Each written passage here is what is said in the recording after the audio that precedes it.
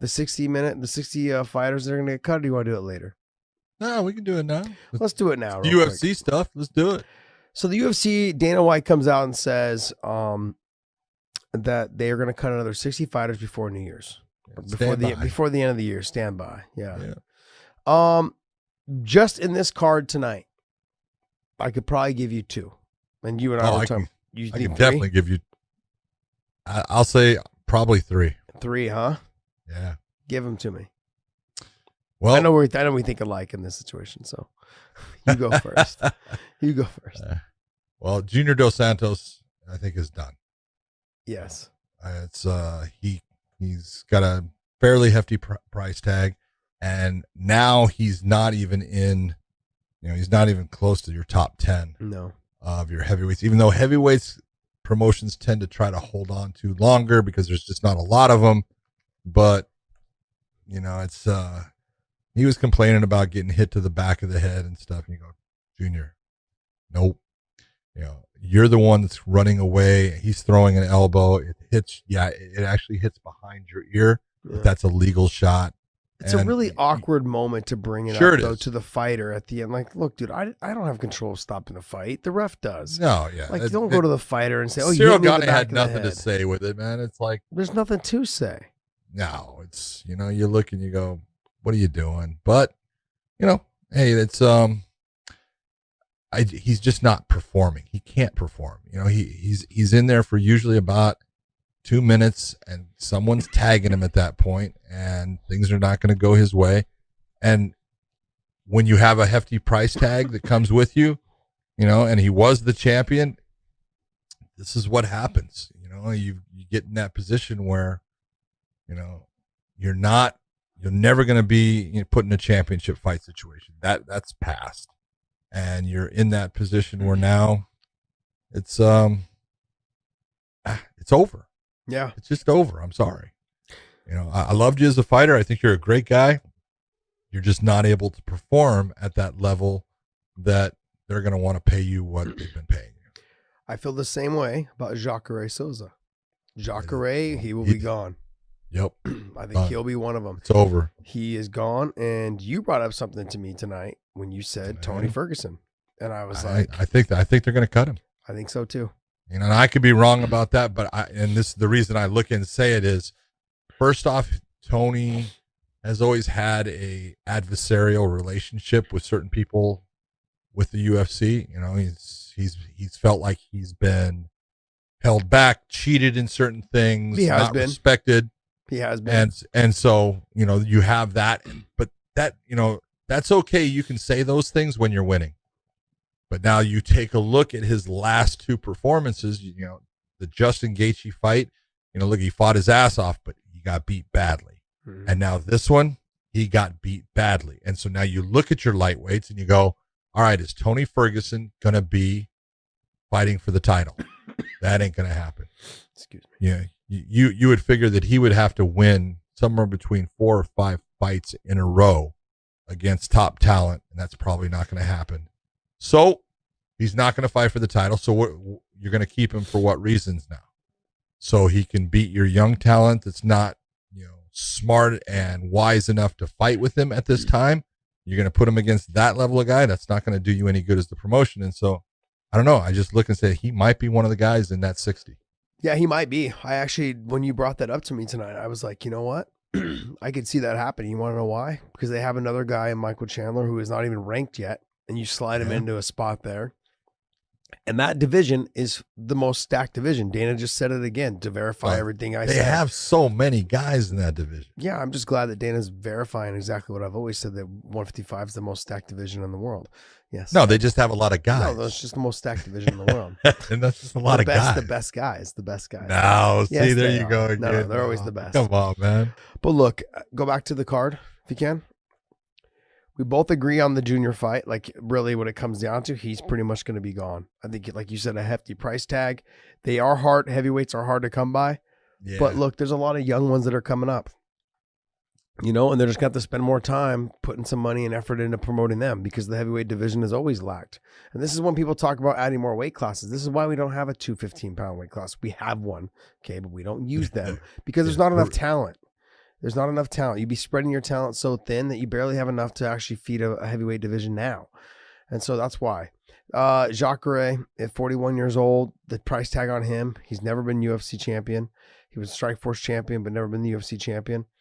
It's not there. He's gone. It's over. I just, look, as much as I love watching these guys fight, and the same thing with Tony, as much as I love watching them fight, the bottom line is if you work in a corporation, any corporation, and you're a high executive and shit ain't getting done, you're the first to get cut. That's no different than this person here who has a hefty price tag on his name. Okay. Look, fighters, we put ourselves in this situation. We knew what we signed up for, and at any moment it could all go. And it's true. It sucks. It's a shitty situation to be in, but we did it because we loved it. We didn't do it because of the end of the rainbow. We thought it was going to be fucking pothole. Like, we thought, like, hey, we have an opportunity, a chance. But it's not guaranteed. Nothing in life is guaranteed. And so when I hear some fighters, we'll get into that later with the Dana thing, but these guys, they've had great careers. I don't know what the rest of what is next for them, and I'm not saying that they're going to all three get cut, but I would say the Ovid St. Preux, the juniors, the Jacares, they may get cut. I think those three, I think, are pretty much on that list. Tony, I could see them potentially giving him one more fight because he is always fun to watch fight. Yeah. But I don't know. But like you said, he's getting paid quite a bit of money. Yep. And then that's what they're trying to do. What COVID has taught promotions is that people want to see good fights, and they don't care if it's a top ranked guy. You can get it done as long as the fights are entertaining. And with ESPN guaranteeing them a certain amount of pay-per-view buys, there is no need for them to keep around the excess fat, which is older fighters. And you're going to see it, guys. And I've been saying this forever. One of the biggest reasons, I look, without sounding like bitter about it, one of the biggest reasons I feel like that there was a couple scenarios and situations. Tony Ferguson was older than Khabib. That's why they tried to make that fight happen a couple of times and never came to fruition. And they just didn't care. They pushed him off to Justin or whoever else they could give him to try and beat Tony. The same thing would be said for Dan Henderson when he was supposed to fight John Jones. They pushed that fight off. They made that because John Jones was 26, 27 at the time. Yep. I'll say the same thing, not trying to sound bitter, but the same shit happened to me. I was 36 years old, supposed to fight Anthony Pettis. Anthony Pettis was 26 years old, just won the title. And he was, they pulled him off the rack for a year to promote the shit out of him. Never got the title shot. It's smart. Why you got to look at it. Why does the promotion want a 36, 37-year-old champion instead of a 26, 27-year-old? 100%. And like, I kind of figured and knew that at the time, but it wasn't really had been talked about a whole lot. But this right now is proof that you can see it. It's becoming more evident. But you also have to, what happened when they signed that deal with ESPN, and then ESPN basically bought their pay-per-views and guaranteed them this specific number, and anything over it, they kept half, and the UFC got half. It's the greatest deal ever. You got to give it to the UFC for being able to make it happen. And if that's, WME, IMG, the people that own the UFC, if they're the ones that created that, it's fantastic. But for the fighters themselves, it's not the greatest, because this is exactly what you're talking about. There was a reason why for a long time when Conor would say, I'm retired, and Dana would, be going, and he would, I'm going to be talking to Conor, and he would placate to Conor because he needs him. Conor creates more money for the UFC than any other fighter, and he creates a pay-per-view that helps, their books in the end. Well, when the ESPN came up with the deal that they did for the UFC, it didn't matter about Conor anymore. It did a little bit. I think it didn't. It did a little bit, but then when there's lack of fans, that's when it doesn't matter as much for the Conor. Well, especially when there's no fans, because when Conor is going to fight, that gate is going to be a huge gate.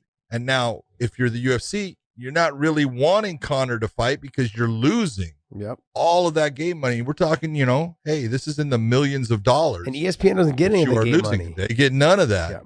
So all that gate money, you're not going to get. Why do I want to have a guy I'm going to have to pay a lot of money to have fight? Why am I going to have him fight when my pay-per-view is already guaranteed So yeah, if he gets more money, I'll get more. You know, if he fights, I'll get more. But I'm still gonna have to. You're pay him still a ton. splitting 50-50. Yeah. So it just the deal worked really well for the company and for the fighters. You look and you go, well, it took some of your leverage away. Yeah.